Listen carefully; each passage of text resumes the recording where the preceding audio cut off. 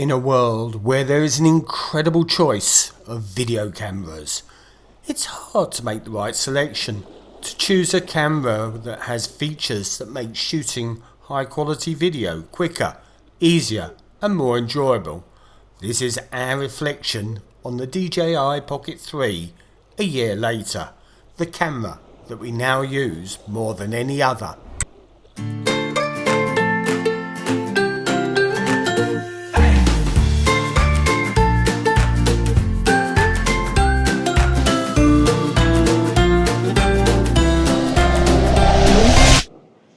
Welcome back to the channel.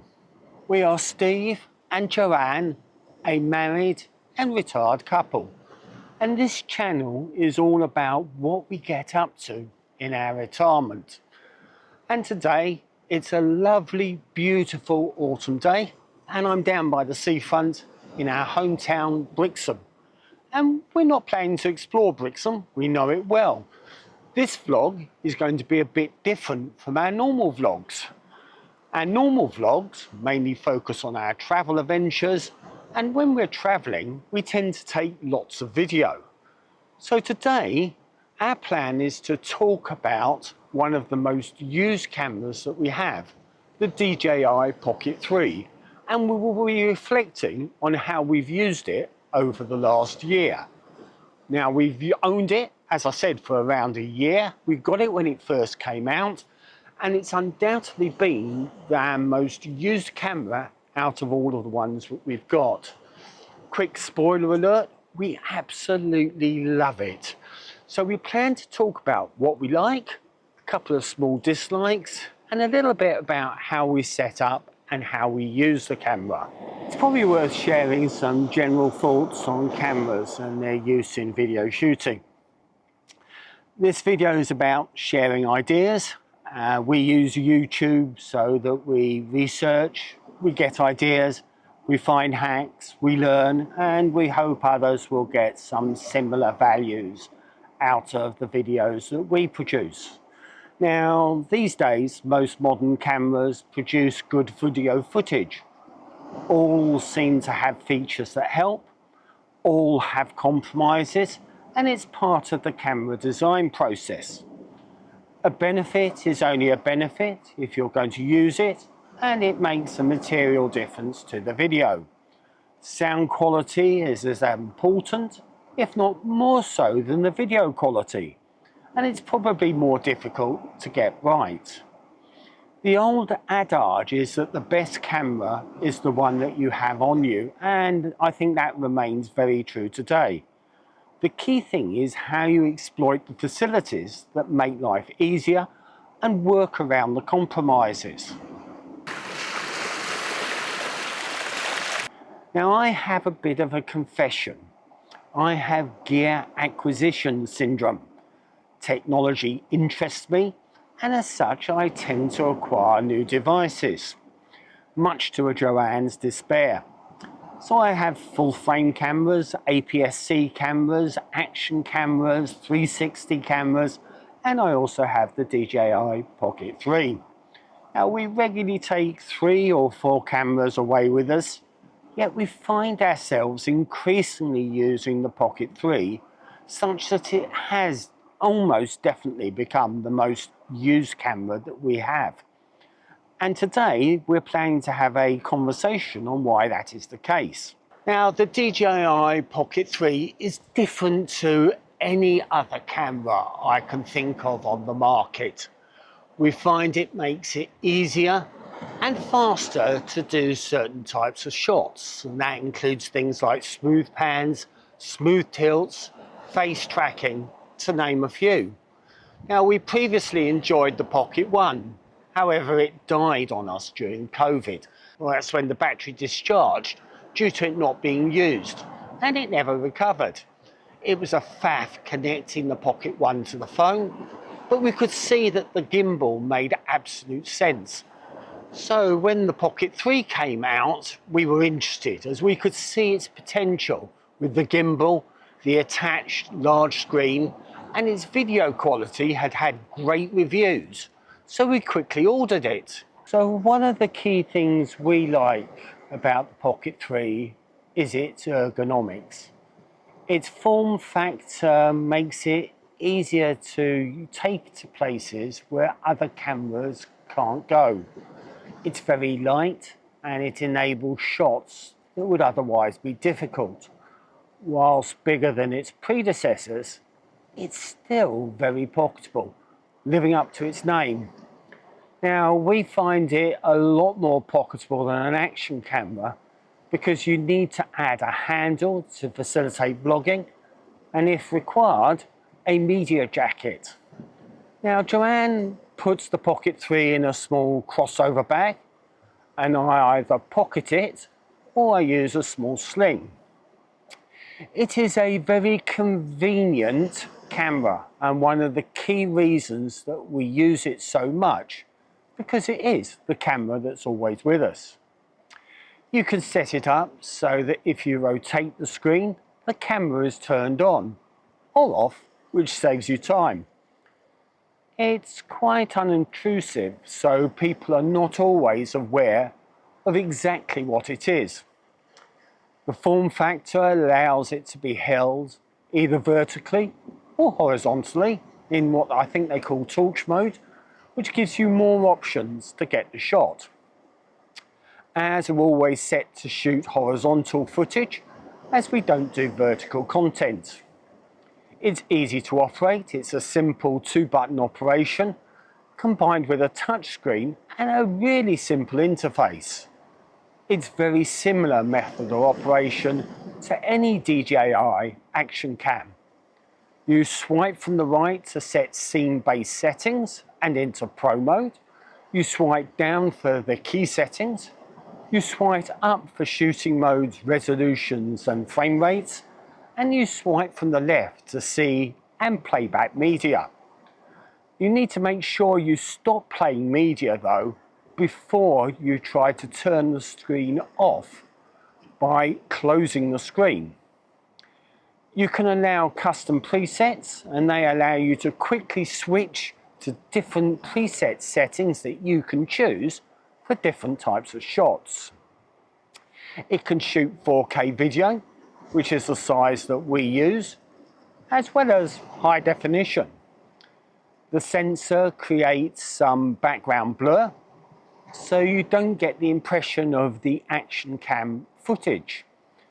You can leave the camera with a simple set of settings, or you can go into Pro mode and take more control of everything from the white balance, the exposure, the speed, the shooting formats. The picture quality is very good, particularly if you reduce the sharpness and noise reduction, which gives you a less digital look, which is a feature of going into Pro mode. It's also very good in low light. You get none of the digital stabilization artifacts that I tend to find in action camera footage in low light. It has something called DLog M shooting format, and that delivers 10-bit video, which is just as easy to shoot as shooting in normal mode. And the benefit is you get loads of scope in editing to bring out the colors and refine the picture. DJI even provide a free LUT that helps you in editing to do that. Now, the gimbal is the camera's main differentiator. It is very unique.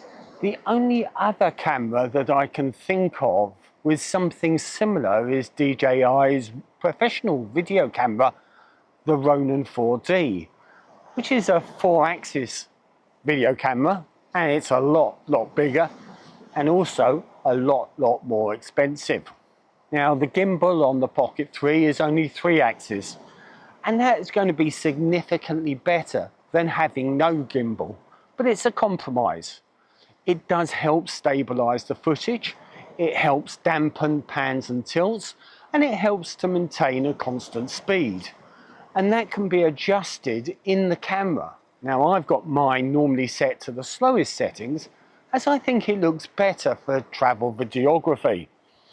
If you're panning, then it's best done in tilt lock mode or follow mode, as that maintains the horizon level. Tilt is best done in follow mode, although the majority of the time it works absolutely fine. If you're doing a combination of panning and tilting, you can get micro jumps as the gimbal gets confused and tries to work out which direction it's going in. That said, we normally have the Pocket 3 set into follow mode. It's simple to realign the camera to the horizontal. You just double tap the joystick and the camera head realigns. Now, you do need to think and plan your shots to make sure that you get smooth footage, in particular when you're moving with the camera. You can get an up and down bobbing motion, which is caused by your natural gait. Now, most YouTubers will tend to recommend a thing called the ninja walk, which is where you walk heel to toe and you bend your knees to absorb your gait. It works, but I'll tell you, it really looks odd as you try to float your footage entering into a restaurant. Now, there are things that I think also can help with the bobbing. The first is to be mindful of how you walk and just try to minimize any up and down movements. The second is slowing down your video footage in editing, as it always seems to make it look smoother. I also think that locking the vertical and the horizontal axis helps, and there's a simple way to do that on the Pocket 3. You can lock all the axis through a hidden option, and that's achieved by pressing the joystick down and keeping it down whilst walking. Object track an object if you're walking towards it, as that always seems to reduce a bob. Now, the gimbal also introduces vulnerability by design. It's like plastic with light motors, which is how it maintains its size and pocketability. Now, a light gimbal is easily damaged, and you can't easily waterproof a camera with a gimbal. Now, I have a confession. This is my second Pocket 3. My first did not survive a dunking in the toilet. Now, don't ask, but it got some fairly violent tremors afterwards. Then it got hot, and then it died completely, and it's never recovered. So with this one, I took out something called DJI Care Protection, which is supposed to ensure against that. Triple pressing the joystick rotates the camera through 180 degrees, and it takes about 2 seconds to do that. So you can quickly go from taking a landscape, say, to filming yourself and still see what you're filming on the screen. You can set it so that the camera, when it turns round, will automatically track your face, which saves you needing to check that you're correctly placed in the screen the whole time. Now, one of the important things if you're flipping the camera screen round is to remember to stop talking as the camera turns, and then you can get a seamless cut, unless it's an effect that you particularly want. You can also determine where you are framed in a shot by moving the joystick whilst it is tracking you, and then you can get the desired placement. You can do a similar operation by entering a thing called dynamic framing mode, where you place an object or a person in one of the 9 preset positions, which you then select. Face tracking is really, really good. It keeps locked onto the face and it works well. A quick tip: if you are doing face tracking and you've got the Pocket 3 on a tripod, then turn off face tracking, as you will get micro movements as your head changes position.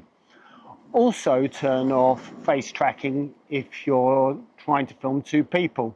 It will always prioritize one, and it generally makes the framing rubbish for 2 of you. When walking around with face tracking you, the bobbing we talked about earlier doesn't seem so apparent.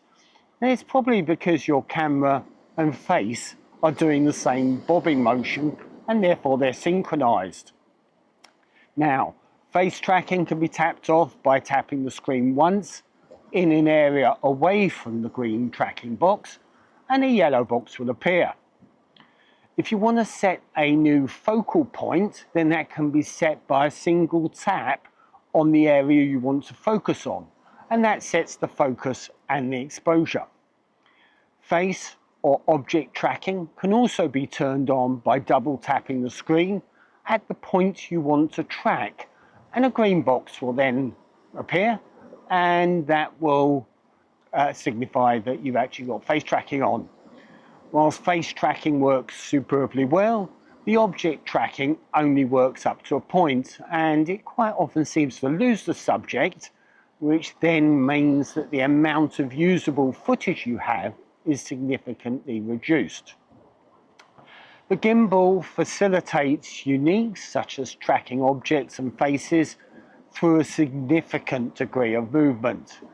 It also helps with creation of moving multi-point time lapses and spin shots. Now, we don't tend to do hyperlapses or time lapses in the camera. We actually prefer to speed up in the edit as it allows more options. Speed ramps, for example, and we also get far more choices on how we can use the footage. Multi-point time lapses can contain 2 if you're doing it in camera, to 3 if you're using the Mimo app waypoints, and these are where the gimbal will move through in a sequence to create a dynamic time-lapse shot. Alternatively, you have a simple left to right or vice versa preset that you can use. Now, spin shots either rotate the gimbal through 90 degrees or 180 degrees, and these make unique shots that can either be used for emphasis or transition effect between shots with very little effort. 180 degree shots spin the camera parallel to the body of the camera, whilst 90 degree shots spin it at 90 degrees to the body. Now, on a 90 degree shot, your spin of the lens does not always return to the horizontal if you spin it one way and then the other, which can be a bit annoying. Now, we talked about how important sound quality was, and the DJI Pocket 3 has loads of options that can make capturing sound considerably easier. The Creator combo comes with a wireless mic which can be attached to clothing either via a clip or a magnet. I'll tell you, it's easy to lose the magnet and they're not available in the UK. So what I've had to do is replace mine with a strong 20mm diameter magnet, and that seems to work okay. However, I also sometimes use the magnetic camera mount that came with my Action 2, which I actually think does a better job. Now, you can record on the in-camera mics or the wireless mic, or both. You can connect up to 2 wireless mics directly to the camera with no need for an additional receiver. It's really easy to join the mics to the camera. The sound quality is superb, and it also comes with a detachable wind muff, which really works to cut down the wind noise. Alternatively, you can connect a lavalier mic. Now, you can also choose which of the 3 on-camera mics the Pocket 3 will use, depending upon the circumstances. Select between the front and the back, and all the mics, and this can help filter out distracting sounds. Now, one of the things that I really appreciate is that you can plug in USB-C mics directly into the camera. You can even plug a 2.5mm microphone into the camera using an appropriate dongle with no expensive media jacket required. Now, I've got my camera set up to make 3 different recordings of the same shot. The first will be the sound from the wireless mic, which is added to the video. The second is the sound from whichever of the onboard mics I've selected, which is recorded to a separate audio file. And then the third records a backup copy of what the wireless mic is recording onto the wireless mic's memory. And that's useful if there's a transmission problem between the Pocket and the mic. There's also a good range of shooting speeds with both PAL and NTSC being well catered for. It's easy to set up and change.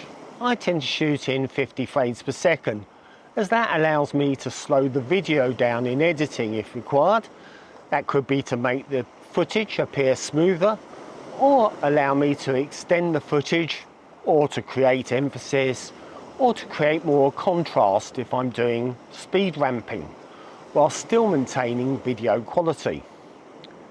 The Pocket 3 also has a slow motion mode, and that allows you to record at your normal video frame rate a video slowed down to around 25% of the real-time speed with no sound. If you want normal speed, you will therefore need to speed it up 400%. I'm used to using a variety of different lenses or zooms to create and maintain interest in the videos that I shoot. The Pocket 3 only has one lens, and that can't be changed. You can add filter type lenses that convert the fixed lens from its 20mm format to a 16mm format, making it wider. But the lens converter comes with the creator combo, and it attaches magnetically to the camera. And the trouble is you can't close the camera with it on, which would make it something that we would be constantly taking off and on. Now, there's a magnetic mounting place in the supply protection case where you can store that lens converter. But we speak from experience when we say that they're really easy to lose. There's also the ability to do a digital 2x zoom, but that reduces the video quality, and if we wanted a digital zoom, then I suppose we would probably do that in editing, because it gives us more options. What would be really nice is to have something like the Insta360 Ace Pro's zoom switch or Sony's clear image zoom, and both of those seem to preserve the resolution by manipulating the image from the sensor. And the Insta360 Ace has the same sensor as the Pocket 3, so it could be done. Now, there are ways around the single lens constraint, and we plan on making a follow-up video that covers how that can work when you're actually shooting and editing on the Pocket 3. Now, I mentioned earlier that there is an included protection case, and that is a small case that maintains the pocketability of the camera but protects the gimbal, the lens and the screen. And as I mentioned before, it incorporates those 2 points where you can magnetically hold the filters, either the widescreen filter or an additional filter if you so wished. It also incorporates a holder for the wireless mic, and it doubles up as a microphone stick if you so required. Now, the case can also be used to support the camera when it's in a torch mode, and I've used it on a number of occasions to improvise in the way that I shoot a static shot. I've also used it to space away the Pocket 3 from the window of a coach that I wanted to shoot out of, protecting the gimbal by keeping it a set distance, but allowing me to hold the Pocket 3 steady still. I think I mentioned that our Pocket 1 died during COVID, and that was due to it not being used for 2 years and the battery going flat. And I guess the same could happen with this camera. In everyday use though, it's not an issue. The battery kit that comes with the Creative Combo kit can be used to recharge the camera and you can still shoot whilst it's doing that. Now both the camera and the grip can also be fast charged, which is a real benefit, and we keep a power bank with us so that we can recharge the camera or our phones when we're on the go. We use 90-degree connectors to reduce the possibility of any damage from when they're running around in our bag. Now we get into the habit of charging between shots when we're traveling between points, and finally that gives us sufficiently battery charge to keep shooting. We probably only have one real frustration with this camera, which is the length of time that a message pops up on the screen for. It's far too long, particularly if, like us, you're shooting short video clips and turning off the camera between takes. You either end up not being able to see what you're recording, or you have to wait. Whilst you can swipe away the message, then it's just another unnecessary action. The frustration is it's so easy to fix, and I don't think I'm alone in making that observation. Now, talking about observations, another really interesting observation has been the number of passers-by who stop, inquire about the camera and strike up a conversation. It's been a really interesting way of meeting people, but having said that, sometimes they can interrupt the particular take that you're trying to make. So to wrap up, the Pocket 3 is a unique camera, and it offers features that can be used in the real world, actually improve your videography, and to help you to capture high quality videos, whether it's for home movies or vlogging.